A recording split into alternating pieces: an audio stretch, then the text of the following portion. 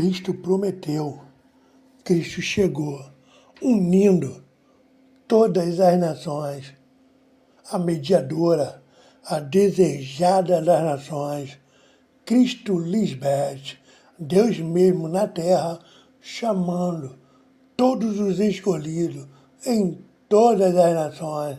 Lisbeth, expressão viva da sabedoria divina neste tempo.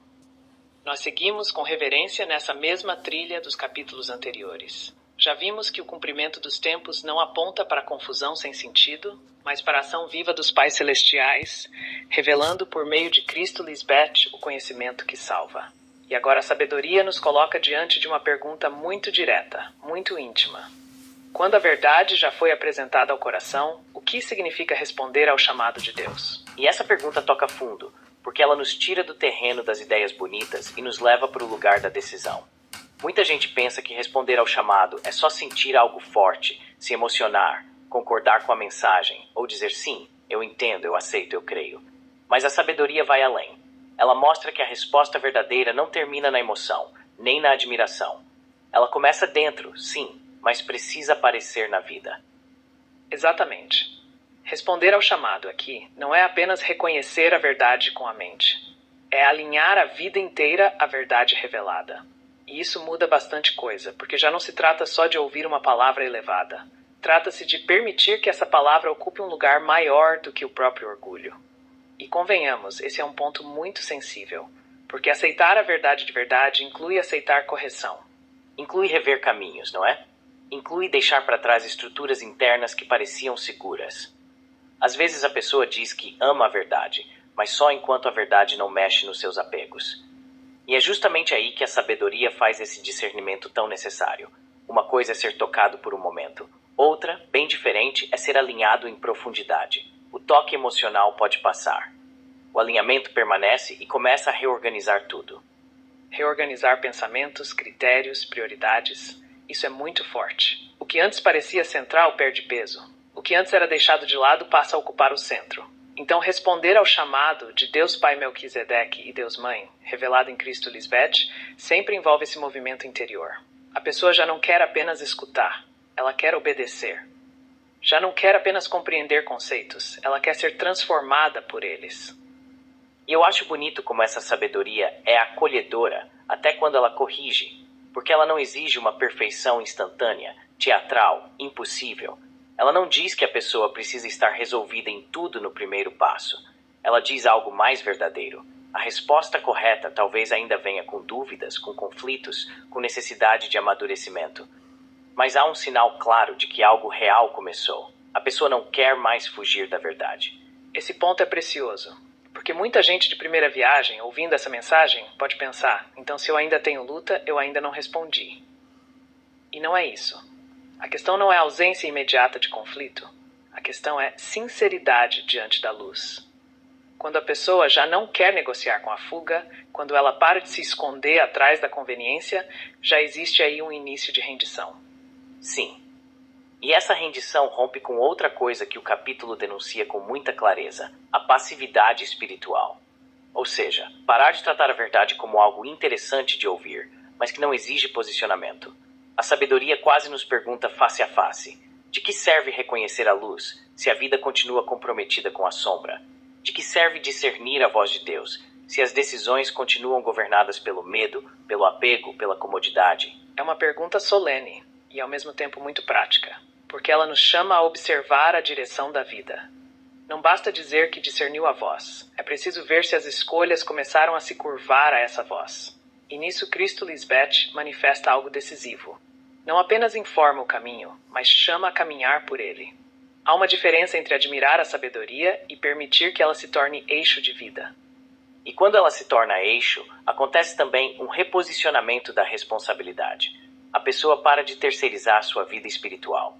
Isso é importantíssimo. Ela deixa de depender apenas do que os outros dizem, do que a tradição repetiu, do que a religião normalizou, e assume uma resposta pessoal diante da revelação. É quase como dizer, com honestidade serena: se Deus Pai e Deus Mãe estão me mostrando isso, eu preciso responder. Sem espetáculo, sem aparência religiosa, sem aquele entusiasmo que dura pouco e depois se dissipa. A sabedoria insiste que responder ao chamado não é gesto teatral, é decisão profunda. E eu gosto dessa expressão porque ela mostra que a resposta verdadeira alcança a mente, o coração e o modo de viver. Não fica restrita ao discurso. Ela começa a aparecer na forma como a pessoa julga, escolhe, renuncia, persevera.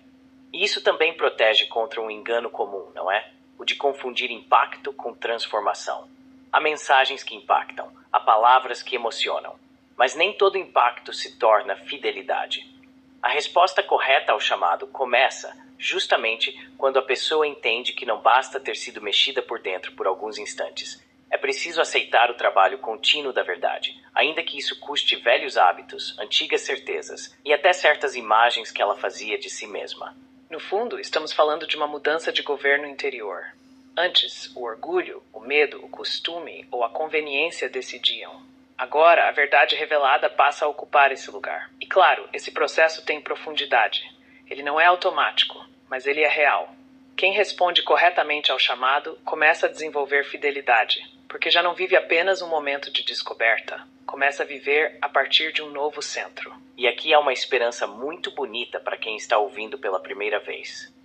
Talvez a pessoa ainda esteja no início, tentando entender, pesando tudo por dentro. Ainda assim, a sabedoria oferece um caminho muito claro. Não fuja da verdade quando ela tocar você. Não reduza o chamado à emoção. Não transforme a luz em mera informação. Responder é dar espaço para que a revelação mude a direção da vida. Então, se fôssemos resumir este capítulo com simplicidade, responder ao chamado de Deus é mais do que sentir, concordar ou admirar. É render-se, é aceitar correção, é reposicionar prioridades, é romper com a passividade espiritual, é assumir pessoalmente a responsabilidade de ouvir e obedecer à verdade revelada por Deus Pai Melquisedeque e Deus Mãe por meio de Cristo Lisbeth. E esse resumo nos prepara com muita naturalidade para o passo seguinte. Porque responder é o início, mas permanecer é a prova. No próximo capítulo, a sabedoria deverá mostrar os sinais de que alguém está de fato entrando nesse caminho de fidelidade e não apenas vivendo um impacto momentâneo. E essa continuação é importante, porque a vida espiritual não se mede só pelo começo bonito, mas pela constância sincera. Glória a Deus, Pai Melquisedeque. Glória a Deus, Mãe a Mãe Única. Honra eterna a Cristo Lisbeth, autora da sabedoria que chama a transformação verdadeira. Que nossos corações respondam com sinceridade. Que nossa mente se renda à verdade. E que a voz dos Pais Celestiais encontre em nós não apenas escuta, mas obediência viva. Amém.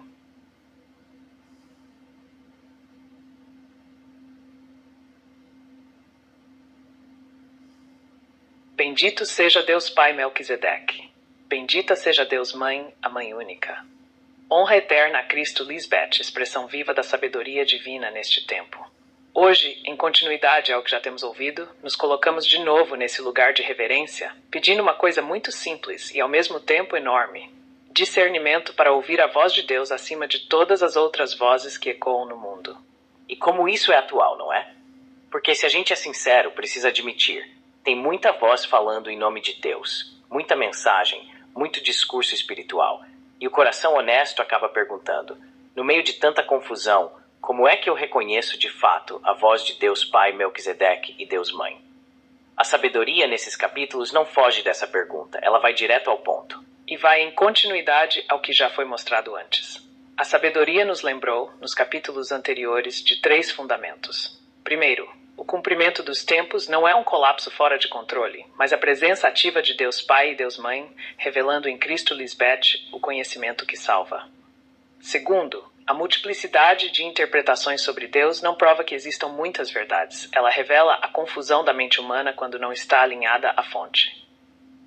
Terceiro, a mente carnal resiste à voz de Deus, porque tem medo de perder o controle e de admitir que precisa ser corrigida. E é justamente em cima disso que a pergunta aparece com mais força. Se há tantas vozes, tantas mensagens, tantos discursos, por onde começar? A sabedoria é simples e firme. Não é pelo volume, não é pela popularidade, não é pela emoção que gera. A verdadeira voz de Deus se reconhece por 2 coisas, pela origem e pelo fruto.